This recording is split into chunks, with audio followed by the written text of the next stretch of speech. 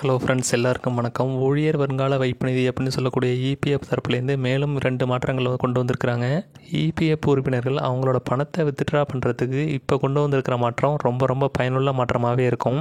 EPF உறுப்பினர்களுக்கு PF பணம் withdraw பண்ணுறதுல அப்படி என்ன புதுசாக மாற்றம் கொண்டு வந்திருக்காங்க அப்படின்னு தெரிஞ்சுக்கிறதுக்கு முன்னாடி நம்மளோட சேனலை மறக்காமல் சப்ஸ்கிரைப் பண்ணிவிட்டு கூடவே பெல் ஐக்கானே கிளிக் பண்ணி வச்சுக்கோங்க. அப்போ தான் நம்ம போடுற லேட்டஸ்ட்டான அப்டேட் எல்லாத்தையும் நீங்கள் ஈஸியாக தெரிஞ்சுக்க முடியும்.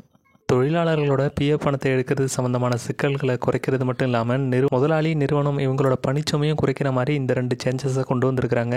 இபிஎஃப்ல கொண்டு வந்த 2 மாற்றங்களில் நம்ம பார்க்கக்கூடிய முதல் விஷயம் என்னன்னு பார்த்தீங்கன்னா, நீங்கள் உங்களோட பிஎஃப் அக்கௌண்ட்லேருந்து பணத்தை எடுக்கிறீங்கன்னா, அதாவது செக் லீப் அப்படின்னு சொல்லக்கூடிய காசோலை, நீங்கள் பணத்தை கிளைம் பண்ணுறது சம்மந்தமான ரிக்வெஸ்ட் கொடுக்கும்போது இதோட பிக்சரை அப்லோட் பண்ணுற மாதிரி இருக்கும். இல்லைன்னா நீங்கள் உங்களோட பிஎஃப் அக்கௌண்ட்டோட இணைச்சிருக்கிற அந்த பேங்க் புக்கோட ஃப்ரண்ட் பேஜை அப்லோட் பண்ணுற மாதிரி இருக்கும். நீங்கள் இந்த ப்ராசஸில் தான் பிஎஃப் பணத்தை எடுக்கிறதுக்கு ரிக்வெஸ்ட் ஆனது பண்ணுற மாதிரி இருக்கும். இந்த விஷயத்தில் தான் இபிஎஃப் தரப்புலேருந்து ஒரு முக்கியமான மாற்றத்தை கொண்டு வந்திருக்காங்க. அது என்னென்னு பார்த்தீங்கன்னா, இனிமேல் உங்களோட பிஎஃப் அக்கௌண்ட்டில் நீங்கள் பணத்தை எடுக்க போகிறீங்கன்னா, நீங்கள் இதுக்காக ஆன்லைனில் அப்ளை பண்ணும்போது உங்களோட செக் லீஃபோ அல்லது பேங்க் பாஸ்புக்கையோ அப்லோடு பண்ண வேண்டிய அவசியம் இருக்காது அப்படிங்கிற மாதிரி குறிப்பிட்டிருக்கிறாங்க.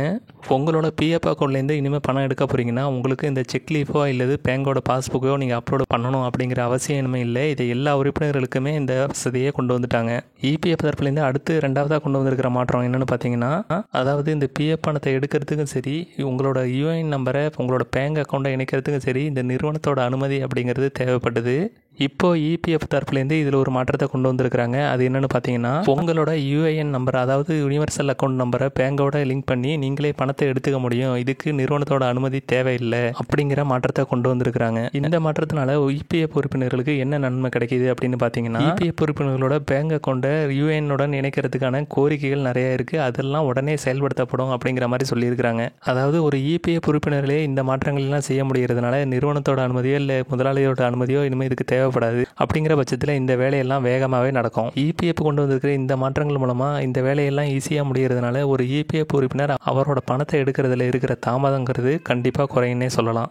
ஸோ இபிஎஃப் சம்மந்தமான இந்த 2 மாற்றங்களை பற்றின உங்களோட கருத்துக்களை கமெண்ட்டில் சொல்லுங்கள். அது மட்டும் இல்லாமல் இந்த வீடியோ யூஸ்ஃபுல்லாக இருந்து நினச்சிங்கன்னா உங்களோட ஃப்ரெண்ட்ஸுக்கு ஷேர் பண்ணிவிட்டு நம்ம வீடியோவுக்கு மறக்காமல் ஒரே ஒரு லைக்கை மட்டும் கொடுத்துட்டு போங்க.